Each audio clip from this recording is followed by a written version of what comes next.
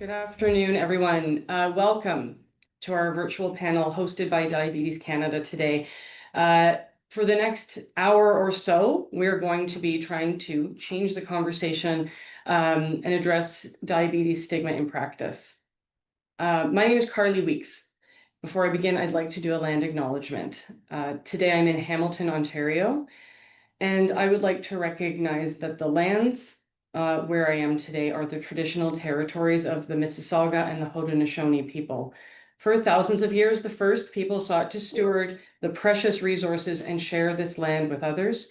These territories are the subject of the Dish with One Spoon Wampum Belt Covenant, an agreement between nations to peaceably share and care for the land around the Great Lakes. I thought it would also be timely to point to a podcast, Unreserved, a CBC podcast that came out last week on May 30th, that was dedicated entirely to the subject of healthcare and featured the experiences of Indigenous sort of people with lived experience. For instance, there was a researcher who is also the father to an autistic son, and there is a two-spirit man who is also a registered nurse. So both providing their perspectives on working in healthcare and their experiences of how in Indigenous culture, the differences that people have are often celebrated, whereas elsewhere, such as in healthcare settings, differences are looked on as bad or wrong or something to be fixed. So it was a very nice reflection and something to think about, especially for myself, who works in healthcare. So a nice segue into my quick bio. So I've spent 20 years of my career as an award-winning journalist for the Globe and Mail and other national publications, reporting on various issues of national importance, including leading coverage of the COVID-19 pandemic. And certainly along the way, I have had the privilege and opportunity to learn a lot about diabetes and some of the issues such as stigma that many people who are living with diabetes continue to face. So excited to jump into that discussion. Last year, I joined St. Joseph's Healthcare Hamilton as a healthcare communicator. So I now am the Vice President of Communications here at this hospital.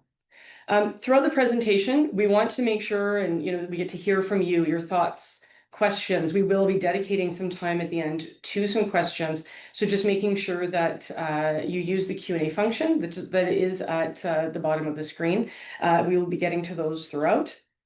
And now, for before we get to the real fun part, we're going to do a live poll. So for this poll, the question is going to be popping up.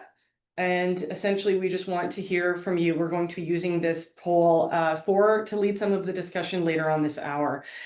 So all you need to do is, click your selection and just note when we will actually be taking the pop-up down, but you will still be able to vote by clicking poll at the bottom of the menu bar. So we will be revisiting and looking at these results to guide some of our discussion. So thank you in advance for your participation. I'll just read the polling question for anyone who that may benefit. With over 4 million people living with diabetes in Canada, what percentage of type 1 and type 2 diabetes do you believe diabetics have never or rarely asked for support to help manage their diabetes when they need it?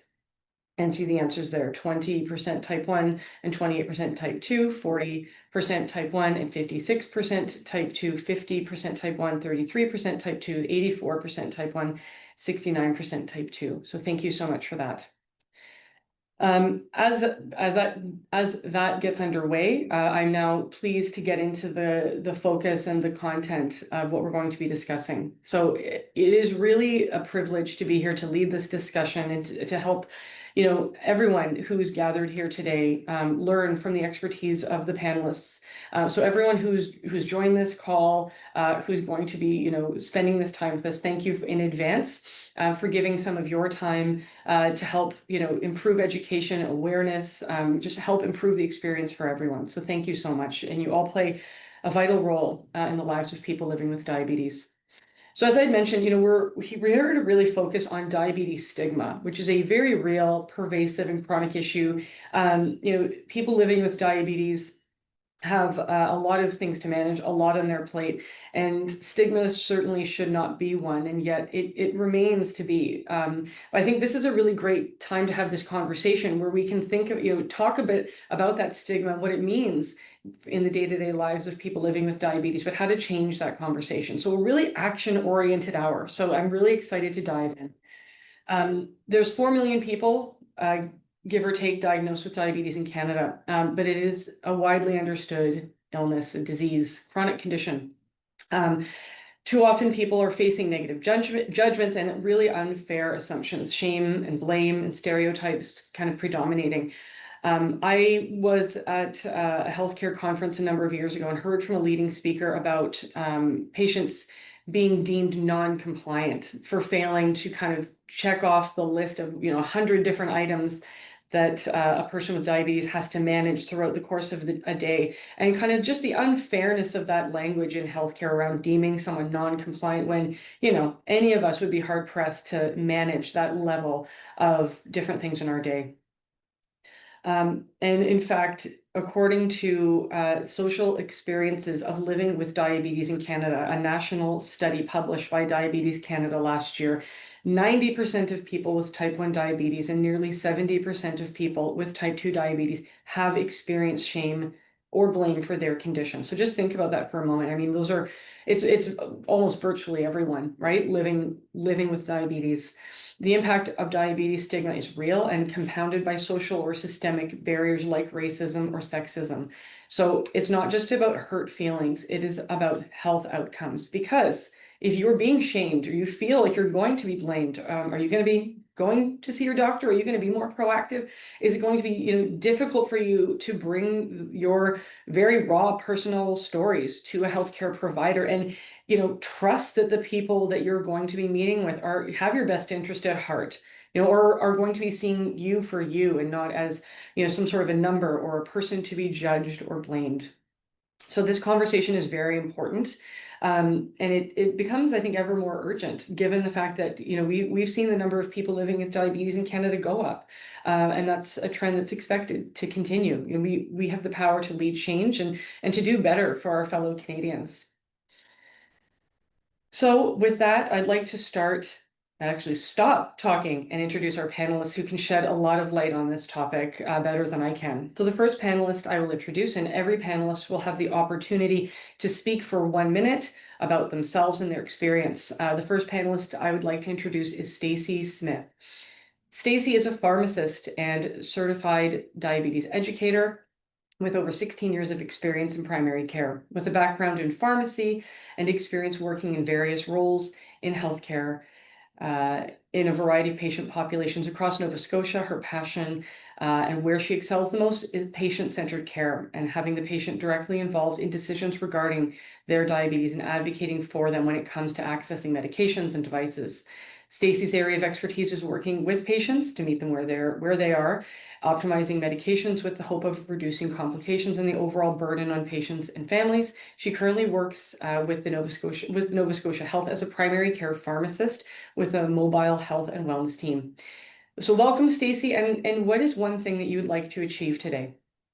Thank you, Carly. I'm really happy to be here today. And although I attend a ton of different webinars related to sort of enhancing my education around diabetes, what I find I get the best learning experience from is hearing from patients living with diabetes. So anytime I'm able to sit in a group or on a panel with both healthcare providers who are treating diabetes, but also patients living with diabetes, I just feel like I walk away with this enhanced sort of perspective, and just really sort of enhances my own approach to helping manage my patients.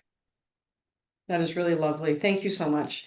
The second panelist I will introduce is Dr. Bikram Sidhu. He's an endocrinologist and assistant professor at Queen's University in Kingston, Ontario, as a clinical educator. He has a strong academic focus on education with leadership positions in both undergraduate and postgraduate medical education.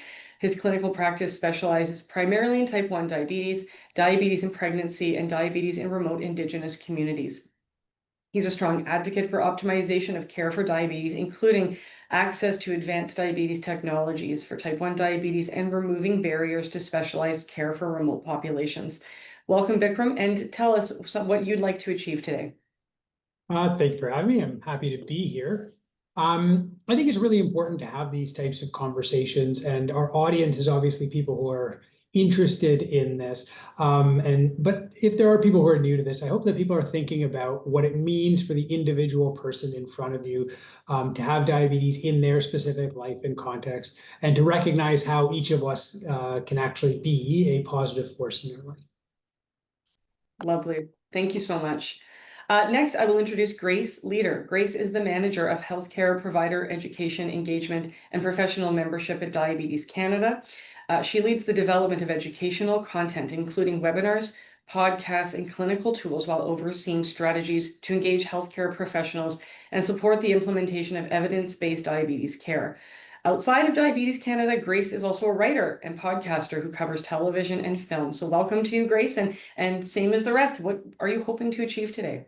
Yeah, thanks, Carly. The goal I have for today's webinar is to bridge perspectives. I have lived experience living with type 1 diabetes. I have many family members who live with type 2, and in my professional capacity, support the work that healthcare providers do.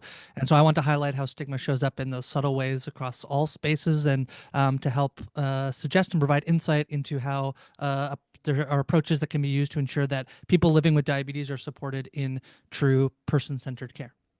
That is lovely. Thank you so much. I'm looking forward to talking more about that. Next, I will introduce Amy Moore. Amy was diagnosed with type 2 diabetes in June 2015. Since her diagnosis, she's been advocating for herself through healthcare and programs she has taken to educating those around her that are interested in knowing. In November 2023, she was able to share her story and experience dealing with being diagnosed and the stigma that followed. That was published in Maclean's in the Globe and Mail, as well as healthing.ca. Amy is a strong advocate for breaking the stigma around education of diabetes. Welcome, Amy, and tell us what you would like to achieve today. Thank you, Carly. I'm honored to be here to help break the stigma. Living with a type 2 as a type 2 diabetic, it's very hard having people go against me and tell me that, no, you've done this to yourself. I'm hoping to just bridge that gap, that it's not something that I've done, and I would love for others to step forward, share their story, know that there's a community of us out there that are willing to support one another. Wonderful. Thank you very much. And yeah, again, can't wait to dive into more of that and hear some more about your experience. Last, I will introduce Najib Ashraf, a distinguished medical communications expert and CEO and managing director of SciVoc Consulting, Inc. With over 18 years of experience in the field, Najib has established himself as a top voice in medcoms with over 50 published and acknowledged scientific papers. He continues to invest his time in bringing patient experience to the forefront of research activities. Beyond his professional achievements, Najib is deeply passionate and committed about inclusive care and advocacy for individuals living with type 1 diabetes, a condition he has been personally managing for more than 3 decades. As a passionate awareness advocate for type 1 diabetes, he dedicates himself to empowering patients by addressing misconceptions, stigma, and the daily challenges of managing the condition. Welcome to you, Najib, and what are you hoping to achieve today? Thank you so much, Carly. Hello, and thank you for having me. The goal that I have for the webinar is for all of us to walk away with at least one key message or action item that could make an impact in a daily functioning to change the conversation regarding diabetes stigma in real world practice. And I look forward to the session today. Thank you.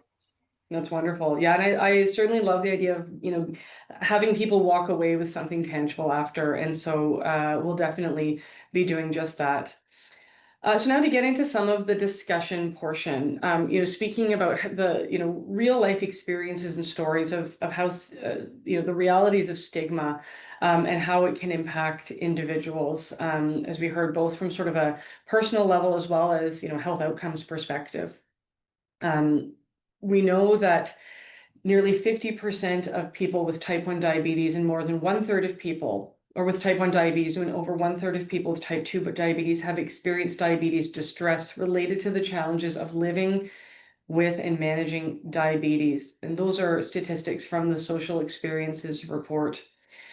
So I wanted to ask, I think I would start with Amy, and then we'll move to Najib and Grace before opening it up to the rest. Just to speak about from your experience, sort of both, professional but personal as well, right? Having, been in those patient shoes, what, in your perspective, are some tangible things that providers can do to support patients during those challenging times? So whether it's receiving a diagnosis or some other news related to their health. Amy, please start us off. I honestly think with the team that I have as a type 2 diabetic, just having personalized care is so important. We're not all textbook, and that's the hardest thing that people think that we can all fit in one box. We're not the same. I'm different from a type 1. There's lots of support out there for type 1, and it's kind of hard as a type 2 to find that information that I can do and use for myself. So I've had to take the information that is out there for type 1s and kind of personalize it for myself. I've done a lot of self-advocating. I've made sure that I am able to use what they do as a type 1 and place it into my shoes of, okay, so if that worked for that person, how can I make it work for me? Being there and having the support is so important. It's really interesting you say that, so you're kind of, it's funny, maybe telling as well. I asked you to kind of say what things can providers do, and you told me, well, here's the ways that I've had to adapt myself to, fit the mold of a provider I might be in front of today. And so I think it speaks to just that necessity. A lot of people like you've felt like to try and do whatever you can to get the care that you need or explain yourself in the right way. So I actually think that's very telling. So thank you for that. And Najib, I'll ask you next, same question, just kind of your thoughts on what ways in which providers can provide more of that support, those tangible things. And as well, given what Amy said, just kind of that reality of kind of having to do that work for them too much. No, thanks, Carly. I think it requires a very holistic, empathetic, and a proactive approach. And I think we'll be talking more about this throughout the session today. But one of the things that I'm looking at is to how to treat the person and not the condition. So, it can often begin with a very simple question to the patients as to how are you feeling, right? So that's my first point. It's for the HCPs to acknowledge that this conversation is important to happen in the first place. The second point is about integrating emotional and psychological support in routine care. So, there's a need to incorporate regular screening for emotional distress, depression, anxiety as a part of standard diabetes care. I think, things are happening, but I think we need to see it more standardized so that it's kind of making sense to patients. And we need to normalize conversations about emotional well-being, which the patients really do not really take time to kind of discuss that specifically. And the HCPs can actually, take a lead and bring it to the front. We'll be talking more about the third point, which is empathetic and patient-centered communication. Let the patients lead the conversation about their feelings. Okay, and so empathy is not just about good listening, but also genuinely seeking to understand the patient's unique experience and communicating it back to them. Lastly, is to invest in ongoing training for HCPs, in terms of counseling skills and psychological first aids, and to promote a holistic team-based approach to care, because there's so much that can be done when we kind of provide these peer supports and we have different professionals who are involved in this system. So we all need to get together, have a holistic approach to care. And this is how we can address this challenge that we're talking about right now. Thank you so much for that. That really poignant comments, everyone. So thank you very much. And then I would ask Grace as well, just to your thoughts on that question about those tangible things that providers can do. What in your experience has worked at both sort of, I guess, as a patient, but also someone who has a unique role in education?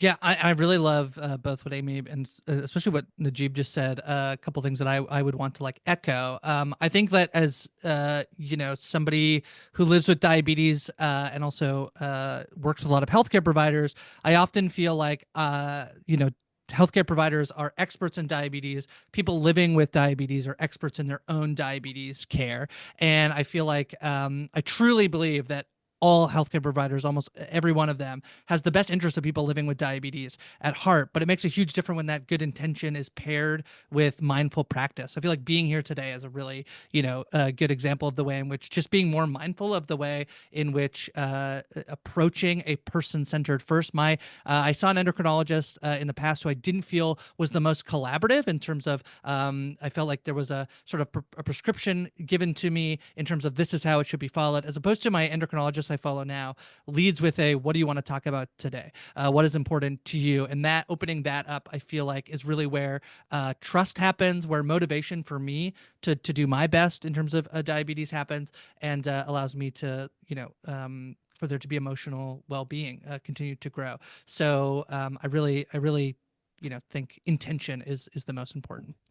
That's really wonderful. Thank you. And I really love that idea of, I think in a sense, what you said also, like you're advocating for yourself by maybe even then trying to find a provider who can suit those needs best, right? Like, so here's a specialist who I'm not jiving with. So I think that's actually a bit of a takeaway too. I mean, we're not all in a luxurious position in Canadian healthcare these days. I get it. But, when you sort of have the ability and the time to kind of try and figure out what might work better if this provider is not meeting my needs, like, we do have options, and people like yourself can, I think, also help be that advocate or help give those resources on how to navigate the system and find the person who's going to help. And I also just want to shout out to that sweet microphone setup you got there. The podcaster really brought her A game today. Love it. Thank you. Thank you for that. So I would like to just pivot slightly and ask Stacey, background in pharmacy, working with people who are living with diabetes on a day-to-day basis. From your experience, what are some, proven ways to start to build some of that trust with patients? People who may, as we saw those really stunning and alarming statistics, people who've been blamed and shamed and been living with that stigma, how do you start to kind of break down maybe some barriers that are there, build some of that trust that patients really do need to start to help empower themselves? Yeah, so I've worked in retail, but more so in primary care, so as a diabetes educator.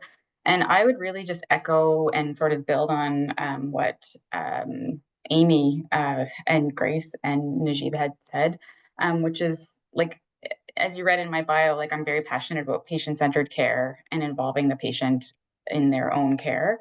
And so I completely agree that, it's not a cookie cutter approach. Every patient should not be treated the exact same, and we have to really individualize our treatment plan. I've had a lot of pushback from colleagues in diabetes education on this, but I'm happy to hear from the patient's perspective that is actually what works. So I'll use that perspective to sort of continue on with that. But I think it's true. The easiest thing you can do is take the guidelines out of it, so to speak, and just start by asking how the patient is feeling and how they're doing, and what are your health goals? What is your goal for today? Not necessarily ours, because we have ours and they're based on guidelines, but guidelines are just guidelines. And I find too often we're very focused on this is the target, this is the number we need, this is it, but we don't actually say, like, how are you doing with all of this? Like, what does this feel like for you on a day-to-day basis? And I think, I would just echo what they had said. Gosh.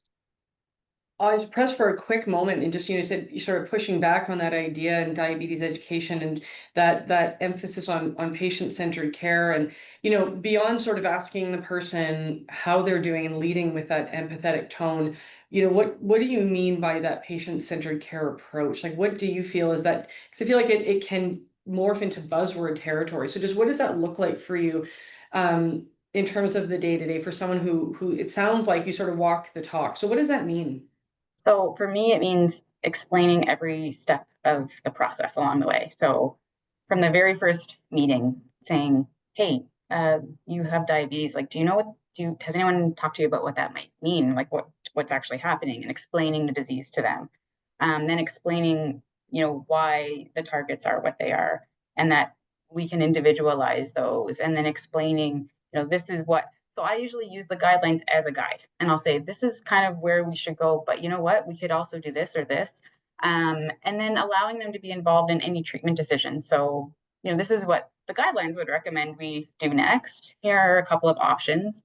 these are the, and so whenever I'm adding in a medication, for example, I'll say, you have this option or this option, and I'll go through side effects of both, benefits of both, all of those things. And then I let the patient, and then I say, what would you like to do? And often they're like, I get to choose. So it's just, that's what I mean by involving them and like patient centered, and sort of looking at that patient in front of you and saying, yeah, these are your options. This is maybe the one that might be better for you, but you ultimately get to decide on what is the next step for you, because you are the person living with diabetes. Thank you so much. That is really great. And Vikram, I want to bring you into the conversation as well. Sort of, that idea of how you start to build some of that trust with people who, have maybe seen it all, right? And have had difficult experiences. So just some things that you think are important to do to build trust, to build relationships with, things that you think are sort of proven strategies. I think absolutely one of the most difficult things to do is to build that relationship and have that trust between the person with the diabetes and the healthcare provider and things, and the open communication about things that are not the numbers or things that are not the guideline-based things. I think those are really important to know who the person is. When I walk into a patient room for the first time, there is a barrier between me and that person. We don't know each other that much. They might not trust me yet and things like that. And I often will teach a lot of the things that we're talking about. And I'll say, I have my agenda when I walk in and they have their agenda. And the number one issue on my agenda better be the same thing as their agenda. And so I need to find out who that person is and what it means to live with diabetes and what their most important thing is. Otherwise, I'm just some guy who told them what the guidelines said. And maybe the first time I don't get to everything, and maybe the next time I don't get to everything, but if they keep coming back and we really do have that strong relationship, I think that's important. So I think we need to not use the laundry list of things in the guidelines as a schedule for your appointment, as an agenda for your appointment. Thank you so much. That is really great. And I love all of these perspectives. Going to move on to our second discussion theme, just focusing on sort of the positive influence that healthcare providers can have on stigma. From the social experiences report, which is in the chat, so please take a look at that when you have a moment. 86% of people with type 1 diabetes, 69% of people with type 2 diabetes experience blame or shame for having diabetes. 34% of people with type 1 diabetes and 14% of people with type 2 diabetes agree that they've been discriminated against because they've had diabetes. And finally, 54% of people with type 1 diabetes and 31% of people with type 2 have been treated differently because of their diabetes. So I'm just wondering, how, when we think about obviously how horrible that is, that's a reality faced by many, how we start to reduce those in interactions between healthcare providers and people living with diabetes, those interactions. And it occurs to me, a lot of people who are in healthcare don't set out to try and blame people. They don't set out to try and make people feel bad. I mean, maybe some do. Hopefully they stay out of healthcare they don't stay in healthcare very long. But, I think there is some of it may just be even in this unconscious bias. So, just wondering how we can start to try and reduce those harmful interactions and what, people on the panel think of that. I'd like to start this round with Grace, just to share your thoughts, and then I will expand it out from there. Yeah, what I think what Bikram had said was so important in terms of there's sort of this power imbalance when you go to see your healthcare provider. I mean, you go to their setting, you go into their office typically, and I talked before about healthcare providers being the expert in diabetes, and I think that's so true. And on one hand, I want to talk about how we sort of break down those power imbalances, but on the other hand, I do think there is an incredible power to be held there in terms of the way when a healthcare provider can sort of break down stigma in terms of this isn't your fault, or you're doing your best, or it's okay that the goal we tried to accomplish didn't work out. How can we think about another way to make those happen? There's I think an incredible weight that comes with that, in the way that a person can feel empowered by a healthcare provider who is helping them and supporting them with their care. And I think when providers model person-centered care, they're shaping the system around them. And I think that ripple effect is really important and can be extremely powerful. So. That's wonderful. Thank you so much. Amy, I'd ask you the same thing and just kind of what you feel could go a long way to reducing some of those harmful interactions. From my perspective as a type 2, to break down those harmful interactions is just treat them like a person. Grace has said it before, where when meeting that one endocrine that they didn't have, the great interaction, or they felt like a number. Don't make us feel like a number. The more we feel like a number, the more we're not going to want to be complacent in doing what we need to do to make our life better and to make sure that we can continue this and make sure that we are doing the right things to live our life, to see our future, to keep our legacy going. To me, I rather be treated as a person, not a statistic. Being a statistic is going to make me not want to continue doing my insulin or doing my medication and knowing I'm on the right. I know I had a lot of a time when I started of focusing on my daily numbers versus the whole over outcome of my A1C. Okay, what I was doing, oh my God, every day, I'm not in the right range. I need to be in the right range. So just making sure that we have that conversation of why aren't we in the right range? You don't need to focus on that number, focus on your 3-month average. Be a person, not a stat. I'm wondering, Najib, if you can, answer the same question, just what you think could work, but also, was there ever maybe a time, and, kind of putting you on the spot, but just thinking about a time where, someone maybe did go that extra step to make you feel like a person, not a number, or, and maybe you could share a little bit about that. Hopefully there is at least one positive experience. I can share a lot, Carly, trust me, positive, negatives too. But, the point that I want to bring here is definitely, a collective points which everyone in the panel mentioned is to empower patients to self-educate, learn, because, understand that some patients understand science, some patients don't understand science. But I would also want to put the onus back on the patients too, to tell them to kind of take that initiative and learn and train themselves, and maybe seek help from the HCPs to kind of, tell them that, can you train me? Can you please help me? Because that kind of helps reduce the burden. So, I'm talking about then, leading to an interprofessional team-based collaborative care or approach, because, everyone has a distinctive role to play in this space. I have had good, positive, feedbacks, and I've had negative feedbacks too. But one of the feedback is at the first instance, which I think Bikram Paul mentioned, is I don't want to have a feeling of tokenism being developed, right at the first, meeting. But I understand this is where the patient needs to understand too, that the doctor or the HCP is kind of busy. And I personally feel CDEs play a very critical role in this aspect. I think they should be integrated into this communication, in this partnership model, absolutely at every stage, because they are that step, which I feel is not consistent at this stage in terms of collaborative care.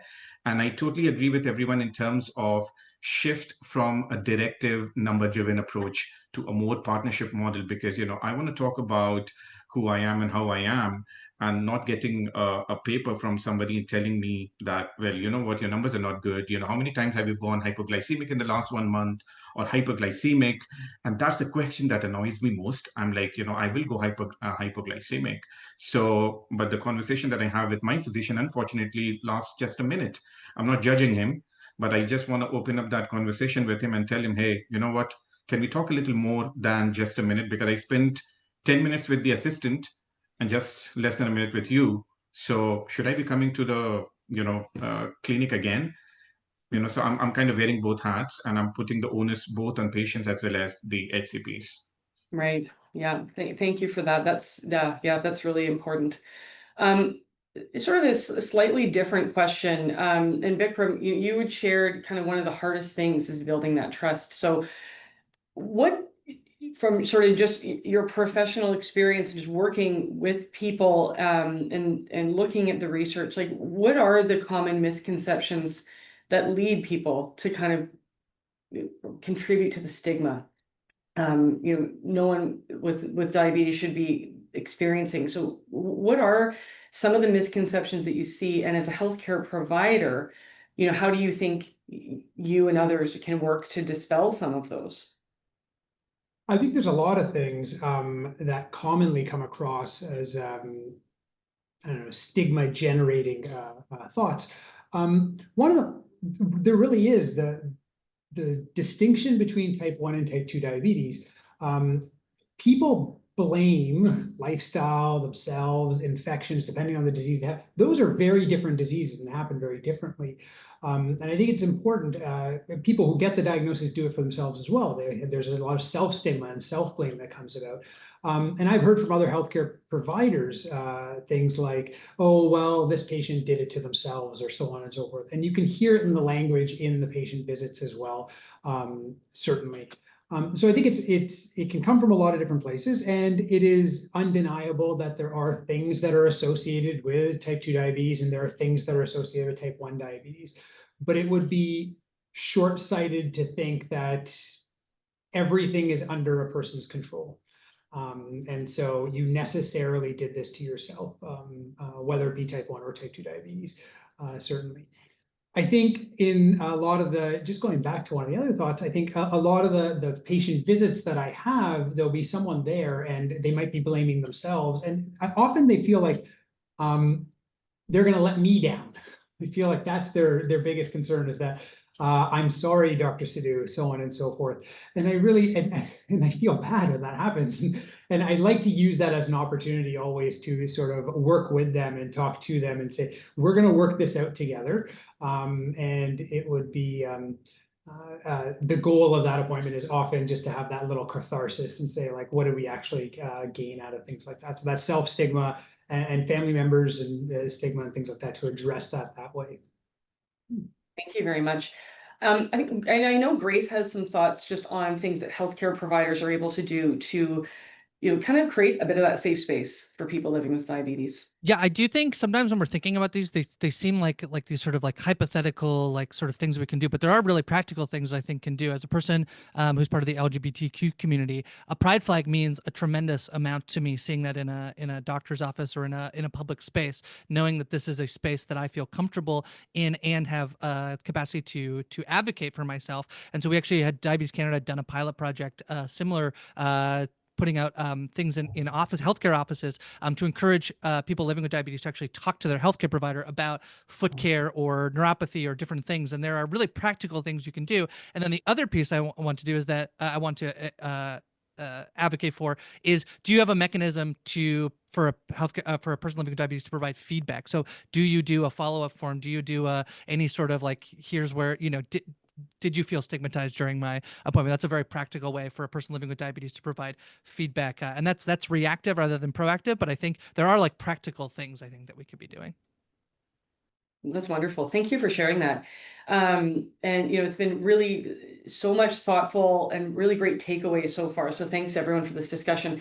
I will prompt those who are listening. We're going to make some time at the end for some questions. So you have a great roster here of experts who you've got them as a captive audience for the next little bit. So please start to think of some questions and send those in, because otherwise I've got questions all day. I can just keep going.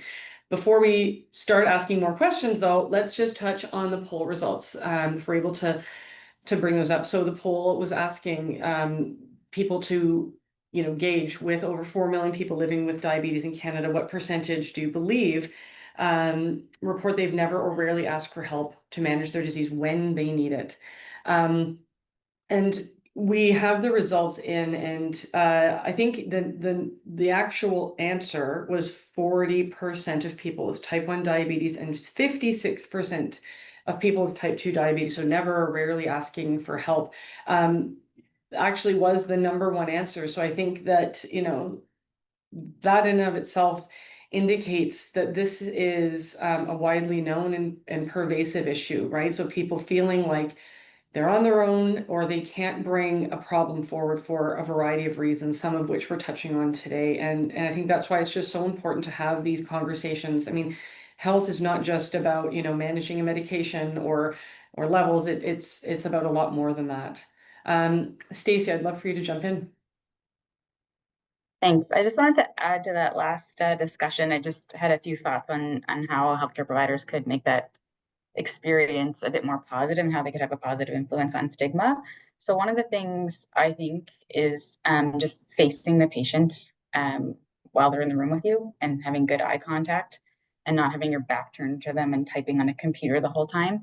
And not typing on a computer the whole time. I mean, maybe making a couple of jot notes and then expanding on that once the patient's left, but just having an open conversation with them where they feel like they have your undivided attention. And then also just humanizing anytime they feel like they've quote unquote failed. And I agree with Vikram, like they often are apologetic, like I'm so sorry, and oh, you're gonna be so upset with me this week, and you know, I'm not.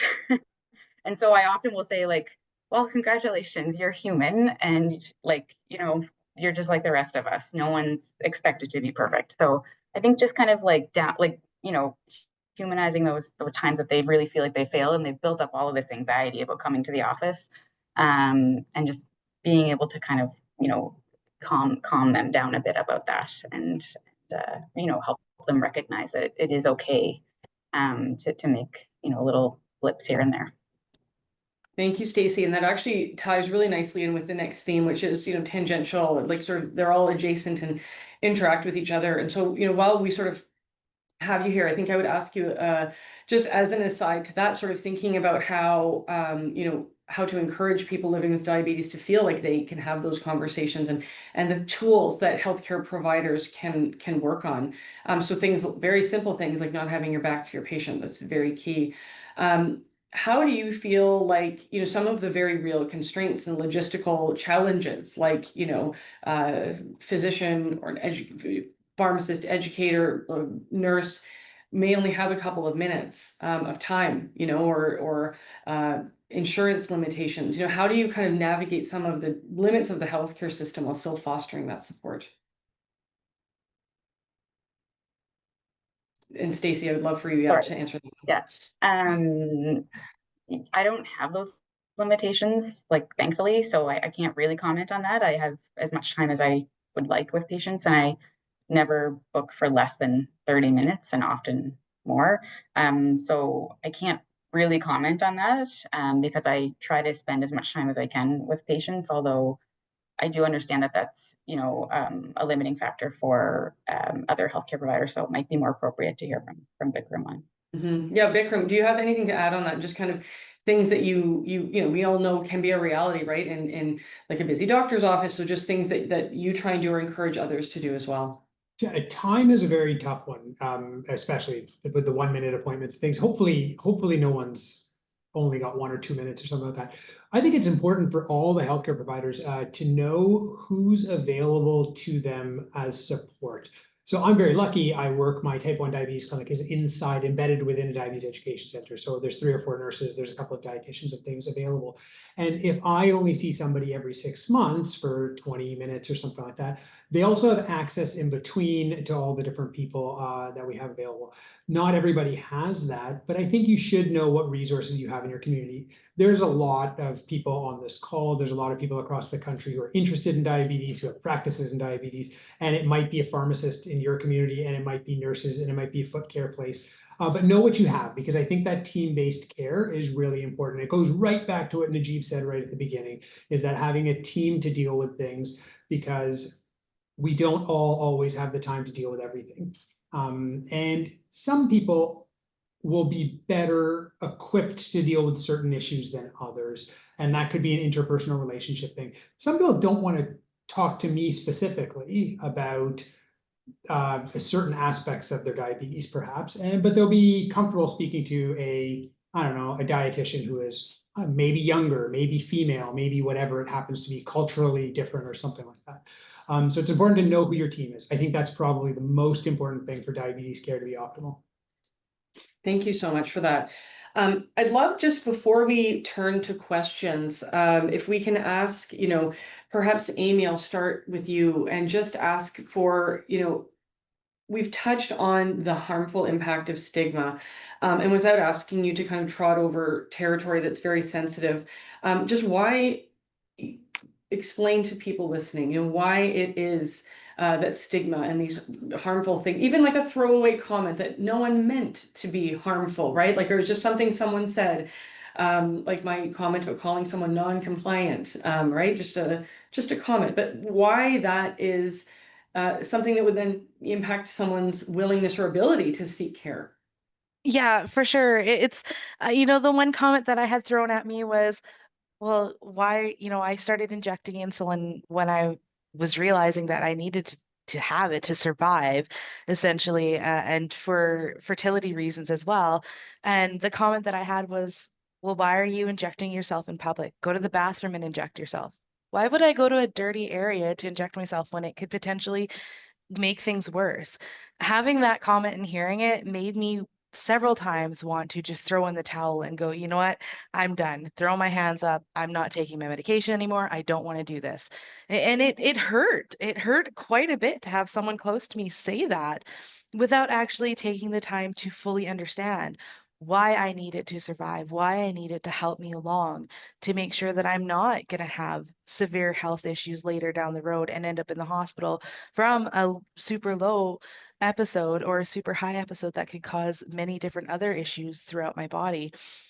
It's important to be able to have an education, have that conversation with that person and go, look, I know you didn't mean to say it, but these are the reasons why we need to do this as a diabetic to help myself to continue on, to make sure I'm here for the future, to make sure that my legacy is continuing on, whether it's with my family or whether it's just having that conversation and knowing that I'm helping someone else being educated and understand what's going on.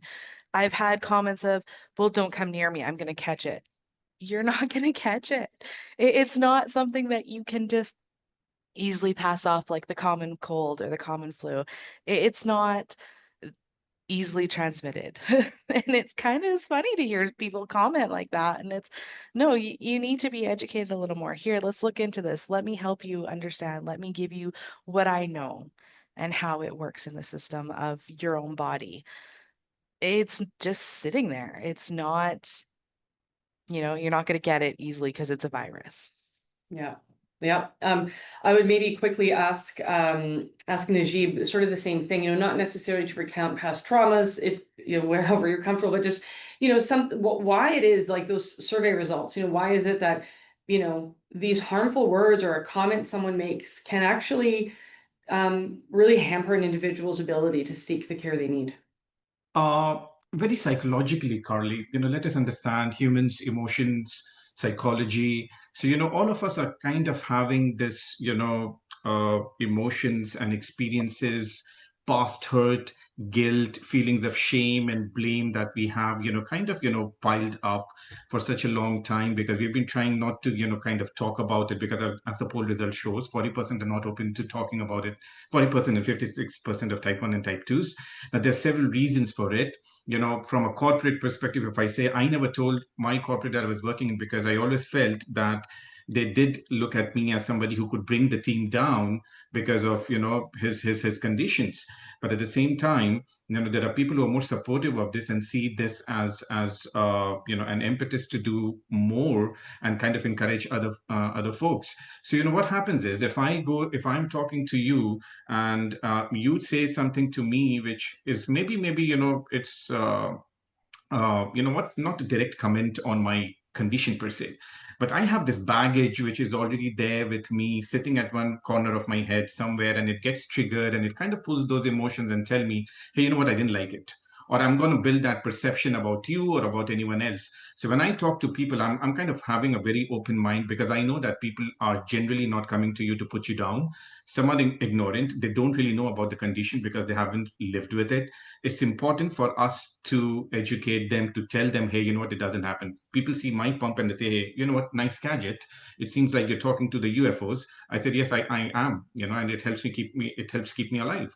So, I kind of get into that, careful, careless banter and, have fun and talk about it and then tell them what it is and not, rather than, feel bad about it. But this took some time for me to accept it. I'm not saying that it's happened overnight, but I think and that's what I would say lastly, for the patients to have that onus on self-learning, self-educating, and also understand that be a part of the team and do your bit, and then, go to someone else, rather than blaming the system, the HCPs and everyone else not helping you out. You need to take onus yourself before you, put the onus on others.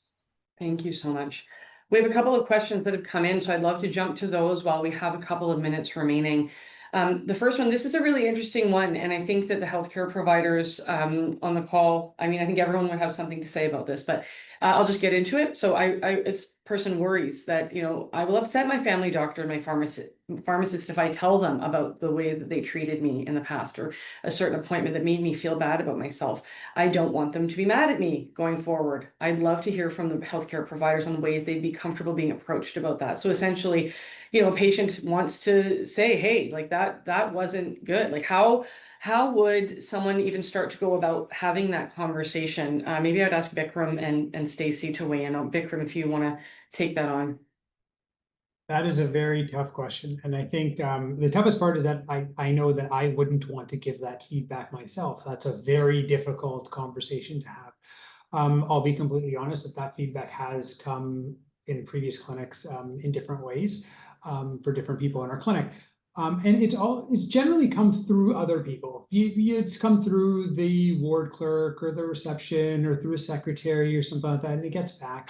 And I think it is really important because sometimes I don't know, I don't know what it was in that interaction. And anytime I've seen feedback like that, I've always taken it to heart and thought to myself, is there something here that I can address and make better? Is there a mistake that I made or that somebody made, and how do we actually do that? So I think it is really important. I think it is really difficult to do. Hopefully you have the relationship and the openness that you're willing to say it to somebody. It doesn't have to be to the person who had that interaction. That can be a difficult thing to do, to go back in there and now tell them, by the way, you said these flippant things. If you have a really strong relationship with your patient, I think they could say it. I have many patients who I think could say something directly to me, and they would feel confident to do that. I think, and I would be happy to receive that feedback as well. So I think it's a tough thing to do.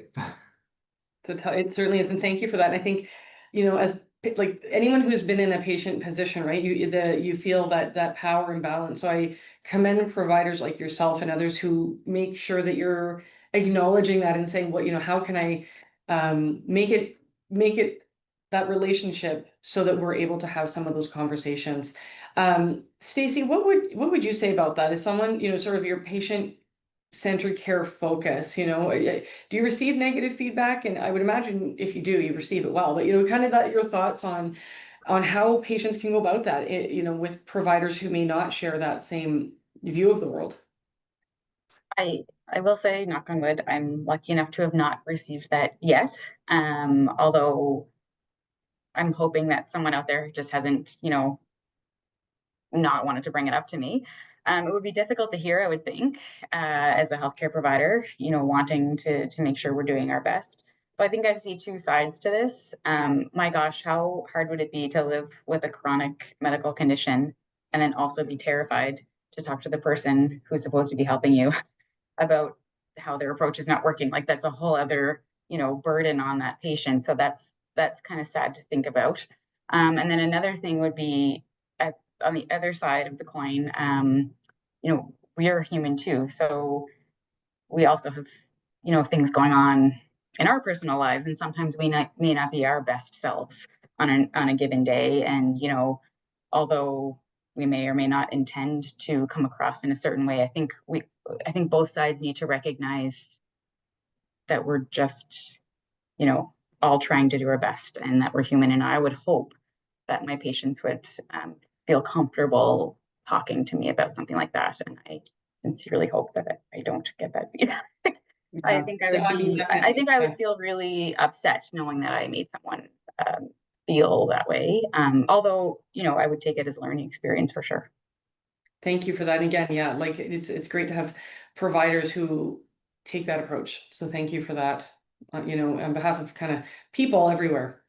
There's it's sort of a comment, not quite a question, but I'm going to throw it out because I think it ties really nicely into the discussion that we're having, and that will bring us to the conclusion. So this individual is saying that, my family doctor doesn't seem to understand why, as a person with type 2 diabetes, I think about moving to insulin as a failure. Yet it was her that explained to me that we would get there one day when my diabetes progresses to a quote bad state. And so I think it's a bit of that, sort of a combination of, a comment that a provider made a long time ago that may have impacted someone.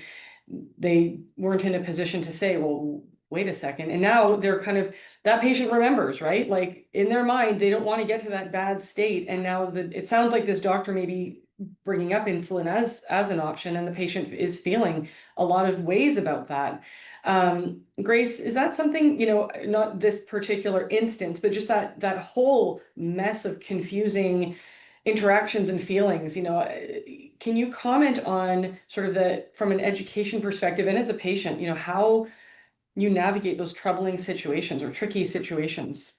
This is I think really like, kind of to some degree gets to the heart of sometimes the power imbalance and the difference here, which is that healthcare providers, experts in diabetes know that, for example, an individual might, in order to help improve their diabetes management, or what might be good for them is and you see, I'm even like stumbling myself because I'm like, oh, good or improve, and I'm feeling is that language contributing to stigma? But this idea that the best approach to this person's care plan might to be to go on insulin or medication, and there being a real resistance to that because it feels like it's a failure. It's for the person living with diabetes that they have not been able to do anything else to manage their diabetes. And this is, I think, like really gets at the crux of this thing. And this is really common. We've been hearing this a lot from healthcare providers. And what I would say to this is that some of the language in here in terms of like diabetes being at a bad state is something that that